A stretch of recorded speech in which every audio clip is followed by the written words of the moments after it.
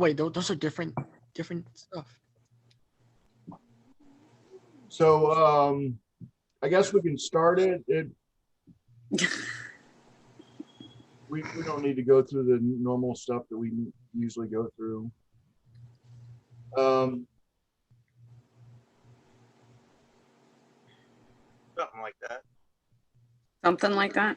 How's it going, Carl? Doing all right. I'm looking over some of the stuff you were sending me and just geeking out over it. Yeah, that's pretty awesome. I wish I could find one that you don't have to pay for, but I haven't been able to find one. Not one that you're looking at for. Yeah, and that's okay. I mean, I like that one. I mean, you were right. That one's definitely the one I'd go with. What are you looking for? For the Mandalorian, for the newer version of his costume, for the armor, for the chest plate. Gotcha. You don't happen to have one of those for a foam, for EVA foam, do you? No, most of what I have is actually for Boba Fett and the minor derivatives of such. Yeah, okay. But I have extensive patterns, reference photos, and such for such things. Okay, wrong topic. Back on Star Trek. Okay, I'm gonna start the video, if you guys don't mind. You already did. Huh? Oh, starting the video. Fans would love to get more invested in Star Trek. It's hard to figure out where to start. That said, just because something is messy doesn't mean it's not also amazing. And the franchise is worth respect. Here's your guide through the Star Trek trilogy. Most of Star Trek on both the big and small screen takes place in a version of the future that stretches to the 23rd century or beyond. That doesn't mean that's always where the story stays, though. Throughout its long history as a sci-fi franchise, Star Trek has used time travel to tell stories many times, and as a result, there are numerous examples of humanity's past popping into Spark's future. The crew from the original series went back in time on several occasions, including a journey to the 1960s, another to the 1930s, and yet another to 1986, so we could bring a couple of whales to the future. The Next Generation crew also had its run-ins with time travel, whether journeying to the 1890s or all the way back to the beginning of life on Earth as we know it. Then there was that time a group of Ferengi accidentally landed in New Mexico in 1947 and became part of the secret history of UFOs in America. Voyager spent a few minutes hanging out at the Big Bang. Those are just a few of the many times Trek history has flirted with the distant. Ooh, Kirk Thatcher. There are probably more backwards journeys to come. Though humanity seems to have had a lot of its scientific priorities in order by the time of Star Trek's future, that wasn't always the case in the past. In the late 1990s, human scientists began looking for ways to enhance the human race through things like selective breeding and questionable genetic engineering. The experiments produced superhuman beings known as augments. The augments were supposed to be the future of the race, a bright beacon of advancement and hope. Instead, they grew arrogant because superior ability breeds superior ambition. Beginning with the augment known as Khan Noonien Singh, various superhumans began conquering vast portions of the globe. This began a period known as the Eugenic Wars. The wars between various augment factions and normal humans alike raged across the world. Whole populations were decimated by the conflict. Eventually, humanity regained the upper hand. Khan was exiled into space, genetic engineering was banned, and the eugenics wars ended. It was not the last time augments would plague humanity, though. Eventually, humans in the Star Trek universe learned to get along, ditch money, and be cool with everybody from every background. However, the process of getting there required a massive conflict to remind everyone just how much war sucks. The conflict was dubbed World War III. This horrific struggle outlasted both of the previous world wars, ranging from 2026 until 2053. In the process, countless nuclear bombs were dropped, major governments were toppled, and eugenics once again had a role to play. While World War III wouldn't be the last one to last in history, it was the final one ever waged between Earthling factions on Earth's surface with no alien involvement. After nearly 3 decades of fighting, Earth's remaining powers met for a truce in San Francisco, and society finally got a chance to rebuild. In many ways, the true heart of the Star Trek story begins in the year 2063, as depicted in the film Star Trek First Contact. At this time, the world is still alien and poverty-stricken thanks to nuclear warfare, but humankind is inching toward the stars. The leader of these efforts is the strange scientist, Dr. Zephram Cochrane. Cochrane manages to invent Earth's first manned warp-drive ship. Fittingly enough, considering everything that humanity just survived, he dubs his starship the Phoenix. When the Phoenix warps out Second into actor to space, play it is him. detected by the Vulcans. Those good, pointy-eared, logical folks decide that this grand technological achievement means the time has finally come for humankind to publicly meet beings from another world. So the Vulcans zoom down to Earth. The Earthlings finally get over their whole "do aliens exist" question, and the road to a brighter future is paved. In the 2130s, the utopian city of San Francisco gives birth to Starfleet. This space organization aims to boldly go where no man has gone before. to make this dream a reality. Starfleet builds humanity's first warp-5 vessel in 2151, the Enterprise NX-01. The world's first Enterprise is commanded by a dude named Jonathan Archer, who leads a quirky crew of humans, a Vulcan, and even a Denobulan across the stars. Their groundbreaking voyages over the next handful of years are depicted in the series Star Trek Enterprise. Though they simply set out to explore, Archer's crew eventually gets caught up in a war against some animalistic aliens known as the Zindi. Unfortunately, this is followed just a few years later by a war against the Romulans, though we don't get to see that on screen. Once the dust settles on all this intergalactic warfare, year 2161 sees the Earthlings, Vulcans, Endorians, and the Tellarites meet for a massive summit in San Francisco. There, they change the galaxy and form the United Federation of Planets. This massive, ambitious organization turns out to be what the rest of Star Trek history pretty much centers on. At this point, we arrive at the prequel series Star Trek Discovery, which takes place around the year 2255, about a decade before the events of the original 1966 series. By this point, the Federation has been in place and is shaping the galaxy for a century. Things are going slow, for the most part, other than the fact that everybody's caught in a long war. The series itself follows Michael Burnham, a human specialist raised by Vulcans, who serves aboard the science vessel, the USS Discovery. Now, the fact that a futuristic sci-fi show produced in 2017 is supposed to be a prequel to a series from the 60s presents some obvious visual challenges. How do you explain the fact that any advanced tech in Discovery seems way more sophisticated than the stuff in the original series? Why does the future of the Trek timeline look older than the past? The fact that the Discovery is a super experimental, one-of-a-kind science vessel is one main reason. The series has also gone to great lengths to establish that the 1966 show's dated aesthetics are due to the influence of Captain Christopher Pike. Pike is an old-fashioned dude who prefers old-fashioned tech. While it's never spelled out exactly, it can be assumed that Pike, a character who dates back to the original series pilot, probably passed down his dated style choices to Kirk. Before all those prequels, there was the original series. The show takes place between the years 2265 and 2269 and follows Kirk, Spock, Sulu, Bones, Uhura, Scotty, and the rest of the gang on Trek's very first TV voyages. The original series features a 5-year mission of exploration, Klingon tension, a bunch of fluffy tribbles, battles against lots of aliens, and more. This era is and will forever be the heart of all things Star Trek. By this point, the human race has evolved way beyond all the arguments that were still going on in the Enterprise era, but they still aren't quite at perfection. Star Trek the Motion Picture takes place about a decade later, in the 2270s, and follows now Admiral Kirk bringing the band back together on a remodeled Enterprise for yet another mission.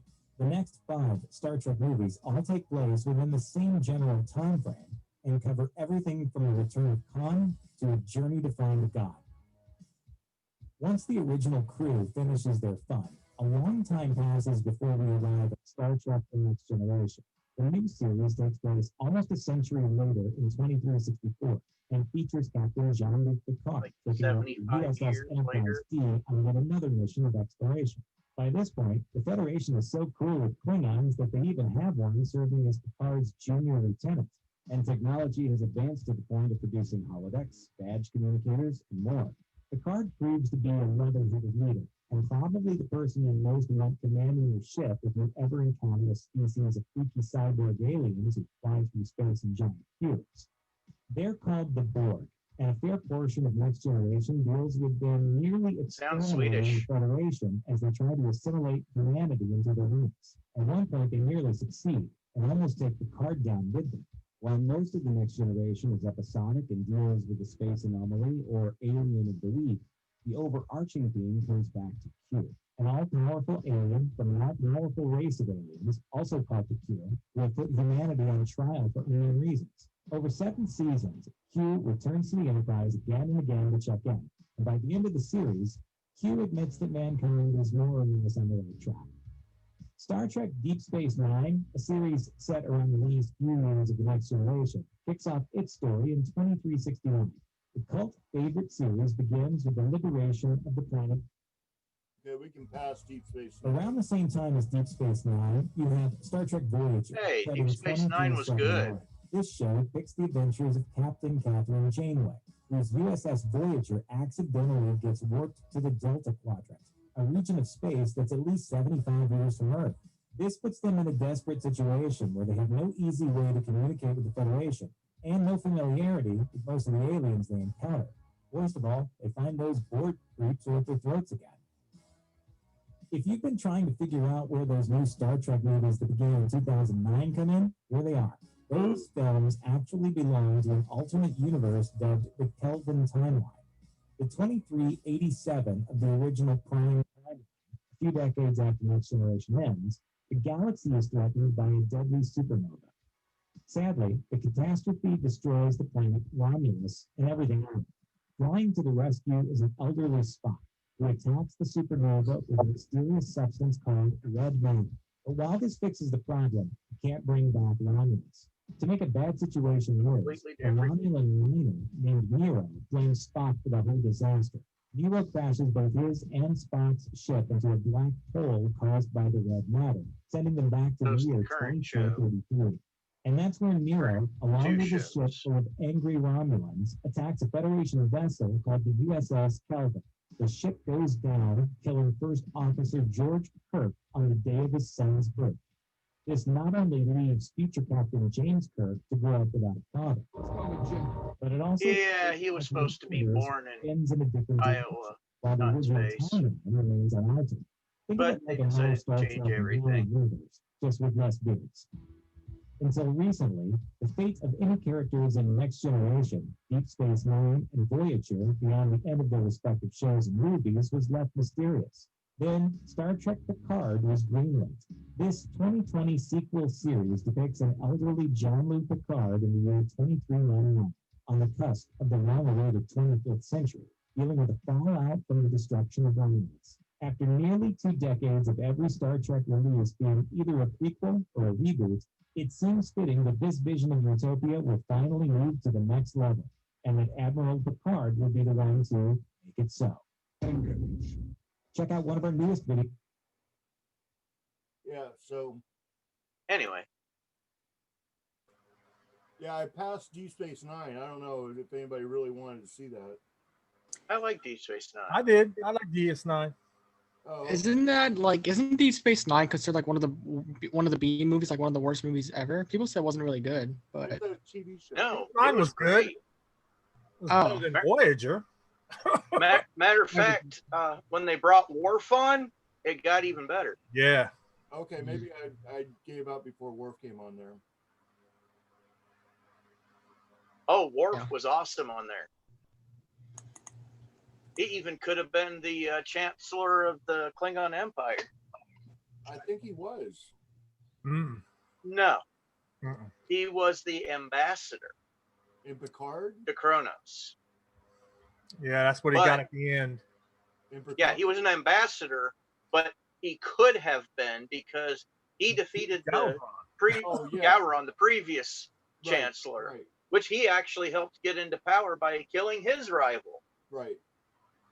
Pretty much, Worf was in charge of picking who ran the empire. Pretty much, if you think about it. Picard is a really good one. I like that. Picard was the arbiter of succession, but Worf, pretty much, like I said, he killed Gowron's rival He killed Gowron. Yeah. All of it. So pretty much the last two chancellors were because of Worf. Yeah. Then he gave it to Martok. He gave that coat to Martok. Yeah. When they tried to give it to him. Yeah.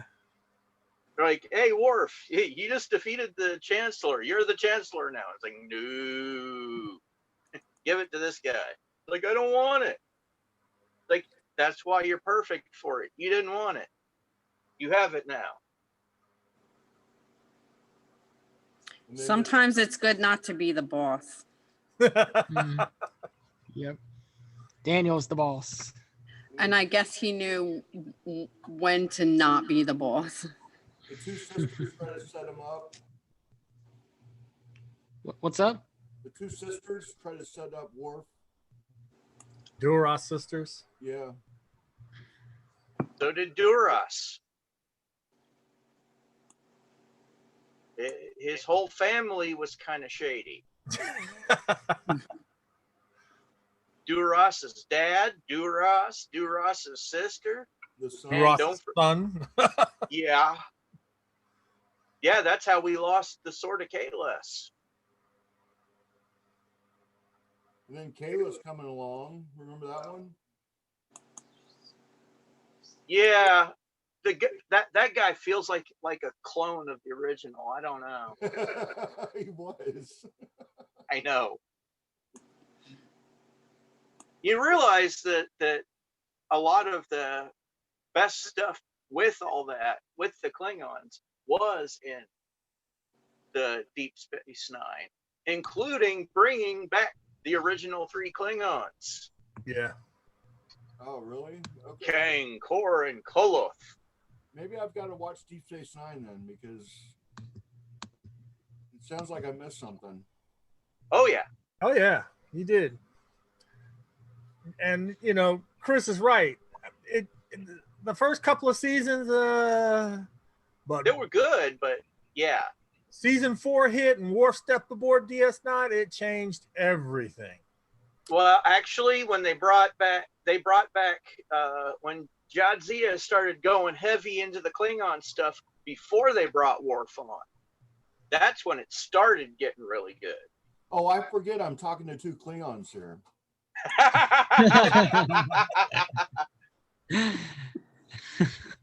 Oh, yeah. Okay, so we can get the Klingon history lesson. I know you've already started it, so. Yeah, like that's how- a possibility. So when did the Klingons and the Earth battle end?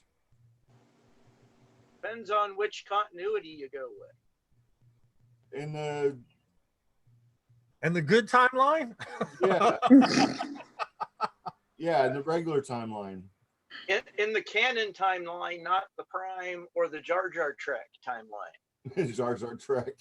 Yeah. Not like the Jar Jar Binks timeline. Same company, but we call him Jar Jar Abrams. Oh, we don't talk about Jar Jar Abrams. That's Oh, I thought you were talking about Jar Jar Binks. I'm like, no, we don't talk about no, Jar Jar Abrams. Yeah. And we call there's his version Jar Jar Trek. Oh, I was like, wait.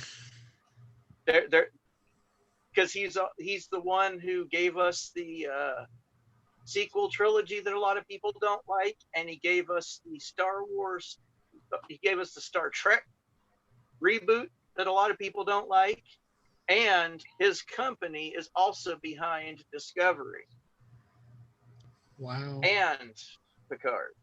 Yeah. So a lot of the people that dislike it call it Jar Jar Trek. Discovery was okay, but I like when they brought Pike in. Man, I love Pike. Yeah. I was like, cool, but then we got like 1 or 2 episodes, then they get him all the way to the end, and they were like, we're not going to use him no more. And I'm like, I know. that was my only reason to watch. So Yeah. Now he's supposed to be getting his own show, Oh, but cool. I don't know. I don't know how they're going to do that. I don't know. They're in trouble. They're in trouble. The new head of CBS is trying to figure out what to do with it, what to do with Trek, because that's one of their biggest. Well, was one of their biggest franchises until all this mess came on. Oddly enough, if they actually went to the companies that were making the really, really good fan films and actually just contracted them to do it, I totally agree. that would I actually. love Star Trek Continues. I watched that and Phase 2. Yeah. But yeah, Star Trek Continues, especially when they had Grant Imahara. Oh Lordy, he sounded like George Takei. Yeah. I like that XNR thing before they pulled the plug on that too, man. Oh, yeah. That was just, oh my God. And it's basically what we got watered down in Discovery. Yeah. But like I said, if you had actually went with, man, the person that they got on Star Trek Continues to play Scotty, oh my goodness. Yeah, he was good. It's his son. It wasn't? Yeah. That's Chris Doohan. That's his James son. Doohan's son. Yeah. That's why he looks so much like him and sounds so much like him. It's his son. Oh, wow. Yeah. That's Yeah. awesome. Yeah. And the funny part, he was also in the motion picture with his brother. Both him and his brother. Chris Doohan and his brother. Was it Montgomery? Was that his name, I think? I'm pretty sure Mr. it was. Montgomery. Yeah, Mr. Montgomery. Yeah. Montgomery Doohan and Chris Doohan. Yeah. They were both in the motion picture. They were actually in that wide shot where they had all those people in, where they were giving them the brief of what was going on. Both of them were in that crowd. With V'ger. Oh my gosh, man. Well, why not? The person that they were going to replace Spock with, the new character, the actor that they were going to use on Phase 2 was one of the scientists that was de-resed by V'ger. Oh, yeah. And the first Klingon we saw in the motion picture. The Klingons look a lot different. Mark Leonard. Mark Leonard. The first Romulan and Spock's dad. Oh, wow. So he was all. Oh my God. He played 3 major characters. And of course, James Doohan invented the Klingon language. He wrote the dialogue for that. Oh my God. And then they brought in for, what was it, 2? Mark Okrand, who wrote the Klingon dictionary, who actually integrated what Doohan had already done into his work. But they originally brought him in for what? Star Trek 2 for his discussion with Saavik and Saavik and Spock, so that they could translate, so that the mouth movements, because they were actually originally speaking English, but they had them match the mouth movements to come up with the Vulcan language for them to say, but so they wouldn't have to reshoot the scene, made it look the same. And then they brought him in for 3 to write the Klingon dialogue, and then it snowballed from there, where he wrote the entire language. Hey, check this out. Energize. Oh, that's a beautiful sight right there. You can actually see one of those. I've been on one of those. Where? I got to one sit of in them? the chair. Yeah. One of them's in what, Georgia, and the other one's in New York, isn't it? Mm-hmm. That's where I was at, New York. The people that did Phase 2 and did Continues, they basically used the original blueprints and duplicated the whole thing from the ground up. The guy that did phase 2, I think he actually like went to the dude's house. He was like, "What color did you use? What this?" Yes. I mean, Yes. he did Yes. his whole thing from scratch. Mm-hmm. I Wow. wish I had that type of money. Yeah, really. Well, The guy does work. Because the phase 2 guy is a Elvis his impersonator. impersonator. Elvis impersonator. Yes, sir. Yes. That's where you Yeah. get the money from. Yeah, he's in. Yeah. That's why he had that hair always like, That's why he guy always from, had that Elvis hair. Yeah. YE50. That hair was out to here. Yeah.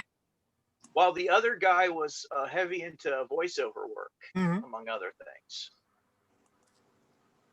So yeah, that's how they got their money. They're legit from the industry. Just they made their side projects. Matter of fact, As one of those is in a what was it? It's a store that they converted for the set. I think that's in New York. that's the New York one. Yeah. Okay, let's go And the round. Georgia's a warehouse, isn't it? Yeah. Let's go round robin here, and everybody say which one they like the best. Which Star Trek they like the best. Ooh, that's a tough one. You start, Chris. Because actually, it's probably between Deep Space Nine and Next Generation, with the original as a close third. It's really hard to choose, though, really, because there's so many good things about all three of them. I'm gonna go old school, 1966. I love that bridge. It's just something about that bridge. Sitting down with my dad watching that, man, that's a memory that I'll always have. I still want to build a bridge, though. Oh my God, man! Granted, the original series, I want to build the original movie Enterprise bridge. Ooh. Nobody's done that. You have a spare garage.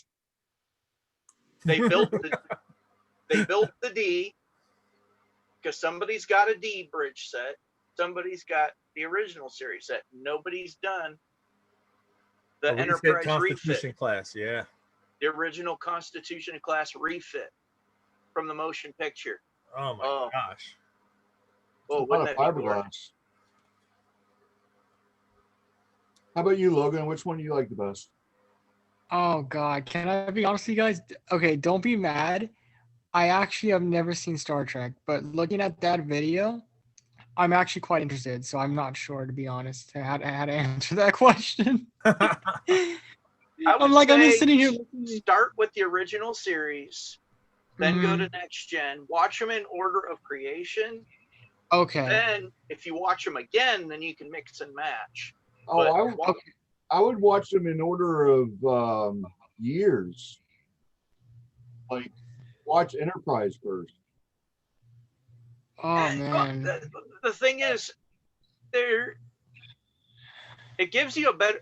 If you watch it again, you can always do that. But I would say watch it from the beginning, just because I'll probably watch the original, like the first one, and then go on to Next Generation to kind of like go in order, pretty much. So I'll definitely check it out because that video really interests me. Yeah, I like Next Gen. So yeah. Next Sorry, I was listening. What's up? Next Generation really gets you involved with the characters. I mean, the original series gets you involved with the characters, but it gets with the graphics the way they are nowadays, it kind of loses people. And Next Generation, it doesn't have the computer graphics that we have nowadays, but it at least it was starting to get there. And the interaction with the characters, though, is what I really find interesting. I mean, when what was the security officer's name when she died? Tasha Yar. Tasha Yar, yeah. Yeah, when she died, that was a big blow. Because I was really getting involved with her character, and well, I'm giving you some spoilers here. I shouldn't do that. No, it's fine. It's fine. I'll probably watch it anyway. So I just want to let you know, don't. There are people that don't last throughout the show. You'll see her again.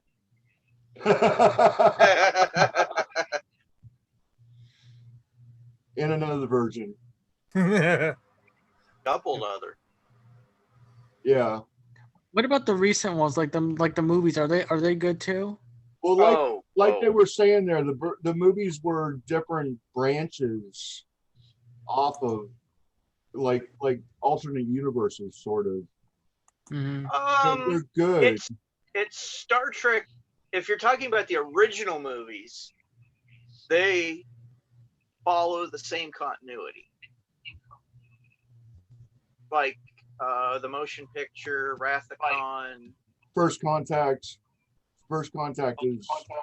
is like those are all follow the original continuity. Yeah. After Enterprise went off the air and the 2009 stuff came out, the 2009 on are all completely different universes. You either got the J.J. Abrams as the Jar Jar universe that they call Kelvin timeline, which is a completely different timeline. And then you also have what they're calling Prime, which is also not original continuity timeline. It is just their version of a Prime universe. But the 2009 on is all either a direct or a sublet of that same deal that they made with the original rights holders. They'd be able to put on the 2009 because of the split between CBS and Paramount. Viacom. The rights were in limbo. Granted, they've remerged now, but because of the deal that was made while they were still in limbo, Bad Robot. Bad Robot. It's Bad still Robot under. Yeah, I know what the current stuff is still under it, which means it has to be a certain percentage different than the original. 25%. Yeah. What, Bad Robot contracted all the? Yeah, Bad Robot's got the contract. They've got the keys to the kingdom. Wow. Exactly. Yeah, the current TV shows are basically a sub group under that same license. Wow. In other words, since they had exclusive license for the movies, CBS had to go to Bad Robot and basically do theirs up under their envelope. Wow. Wait, so does Bad Robot Productions now own Star Trek or no? No, they don't own it. They're basically licensing it. They have the current license rights. Yeah, anything that's going to be made, it's going to be made through them, and it's got to be 25% different from anything that came before it. Until their contract expires. Once their contract expires, then they can revert back to the original stuff. Wow, that sounds like a hot mess.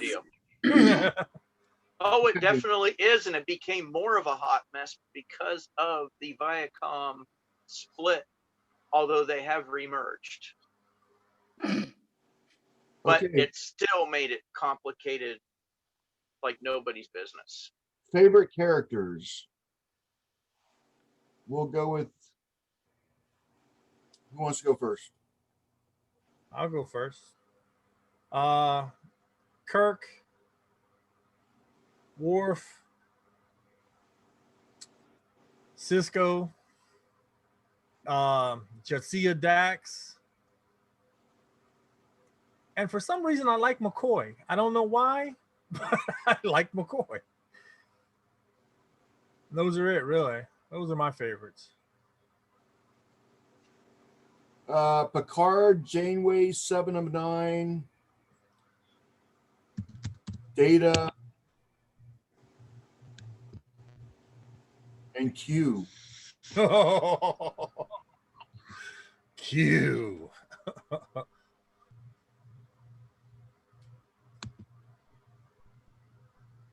I'm just listening. I would Okay. probably go with Worf, Scotty, Picard, and Geordi. Geordi's good. Oh, is that the Reading Rainbow guy? Yeah. Yes. Okay, yeah, I like him. For some No, I weird don't- I- reason, I- I can see something special in his character. Yeah, well, no, every time I see him, I can't ever think of his name. I just know him as the Reading Rainbow guy. LeVar Burton. Yes, but I can't think of that. All I can think of is Reading Rainbow guy. And Geordi LaForge, he was actually named after a real person. Yeah, well, I still only Uh, it's Reading Rainbow guy. but yeah, the character, there was a real disabled person that was in a wheelchair. They decided to use a real person's name to pay tribute to the guy. Okay. And when they did, it was easier to make him blind than it was to the logistics of trying to. Okay, but while I was watching it, I literally, like, the whole entire time, I was like, it's Reading Rainbow guy. Oh, Faith has hers. Yeah. Okay. Tom, Yeah. Mary, Blanca, Jake, and Nala. Alana. Oh, Balana. Oh yeah, Balana is awesome. Oh yeah, like I like her. Yeah. Yep, Balana's Tom, awesome. Harry, Balana, Jake, Nog, and Quark. Yeah. On top of the no. Morn. She's got Morn up there. That's funny. Thanks, Faith. Yeah, that's basically Norm. The guy that sits at the end of the bar, Yeah. who's always there. Yeah, Yeah. He that was cool. on purpose. Okay, can anybody name that bridge in my background? No. Green. Green, right? It's green. Morn is her favorite Easter egg in every episode. That's cool. See, that one kind of looks like Voyager, or not Voyager. Green. The one from Deep Space Nine. One of the What, the Defiant? No, no, looks more like the Relativity, which would be Voyager. no, Enterprise X.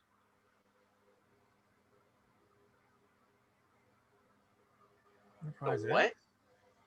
X, the first one. NX. NX-01? Yeah. Doesn't look like it.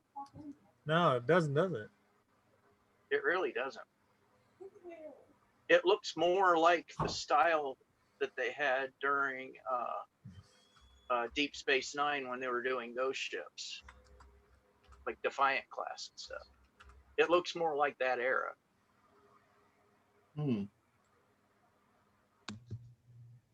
But it looks like a CGI render of a unique ship from that era.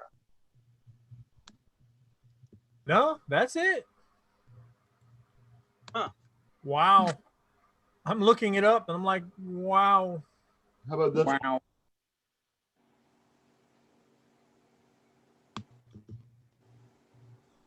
Although I'm stumped. That's a Jar Jar Trek-esque bridge. It's Reading Rainbow guy. reading, Oh, you know, Lord. every time I see him now, that's all I'm going to think of now. Sorry, but that's Well- that's all I thought of when I saw him. Yeah, Well, every he's time. wearing This a one's- banana clip on his face. this one's Voyager. That She's doesn't right. look like Voyager. Or no, not Voyager. Oh, Discovery. Discovery. Yeah. I was gonna say that's Jar Jar Trek era. Jar Jar Trek era. Discovery, I meant. Yeah. Star Trek Discovery. I'm not gonna make the mistake of the abbreviation.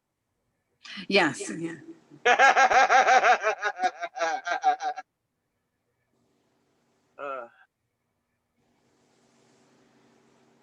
Go back to the right bridge.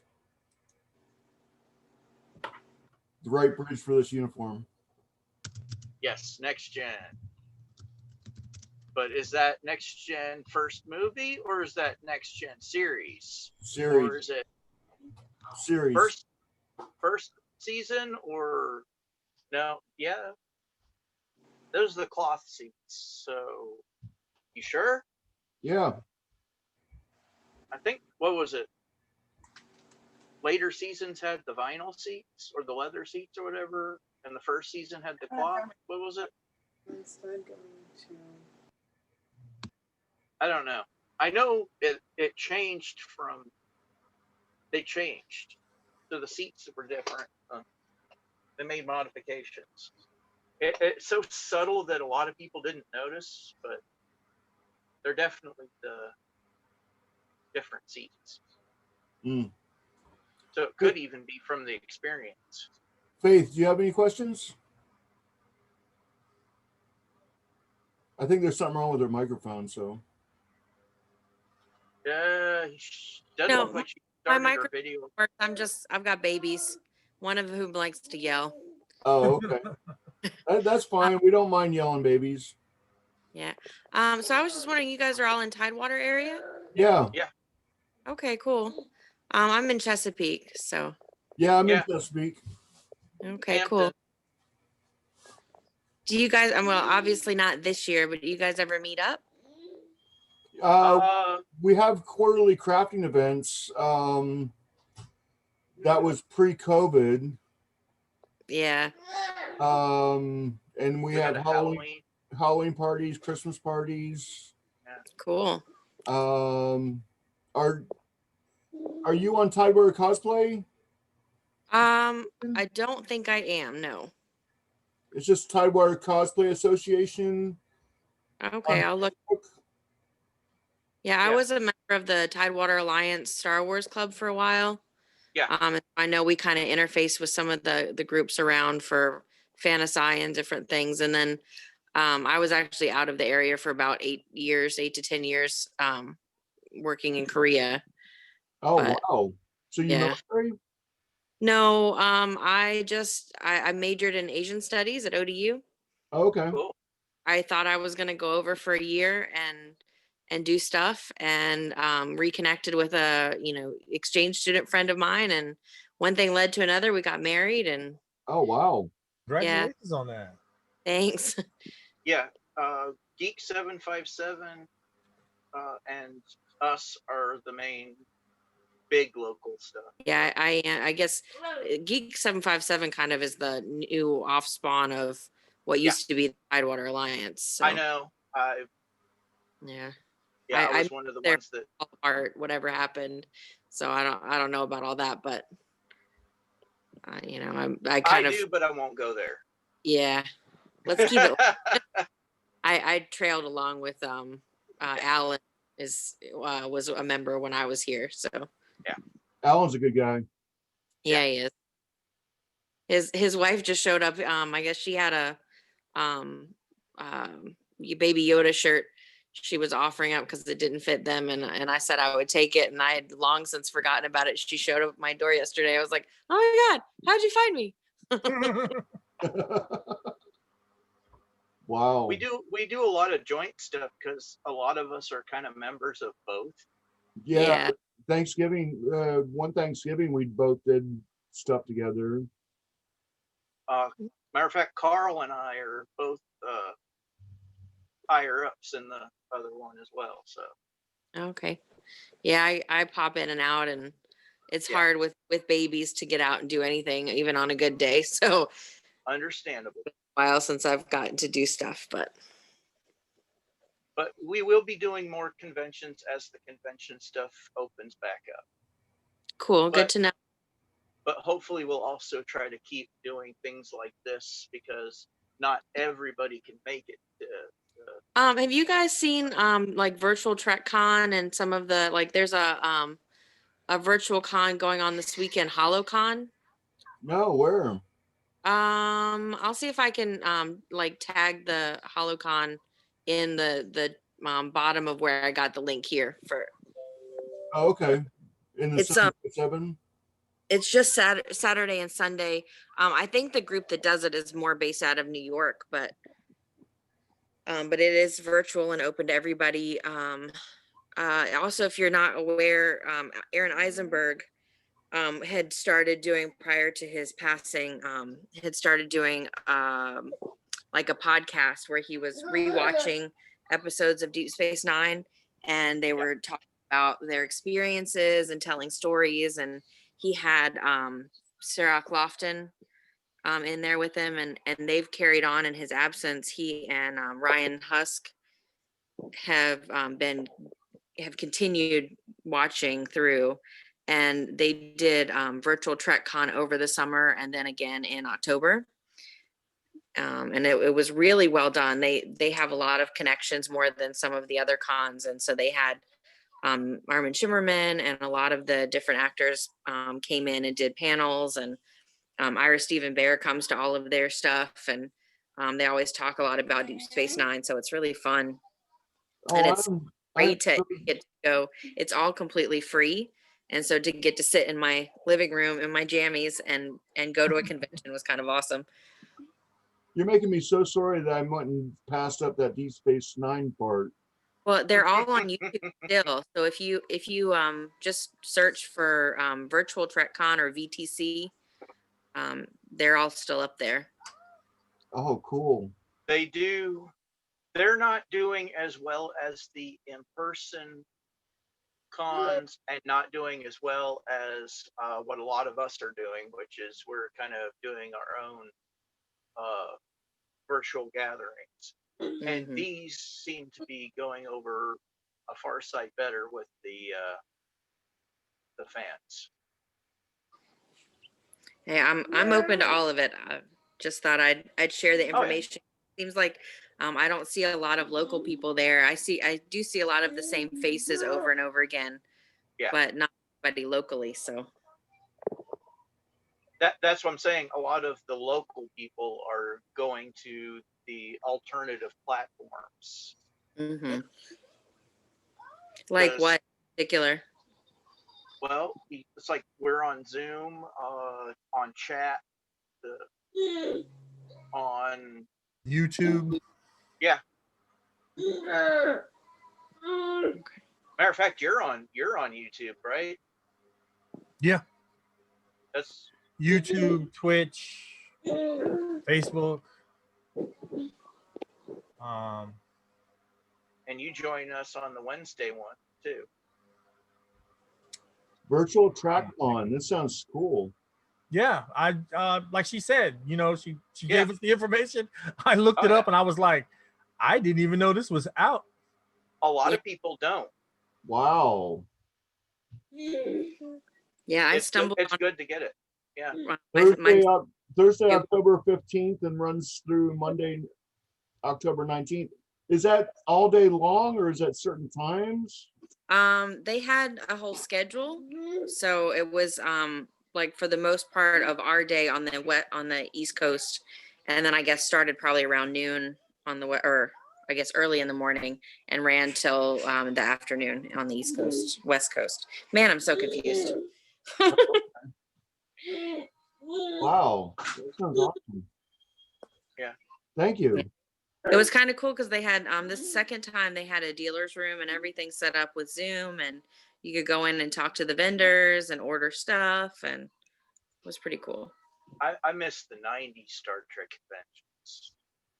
Oh yeah, don't we all?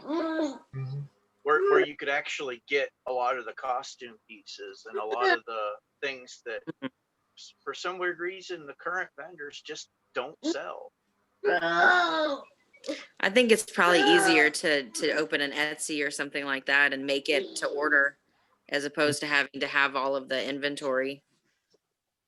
Yeah, I used to be at a lot of those cons and did decent. So Sorry.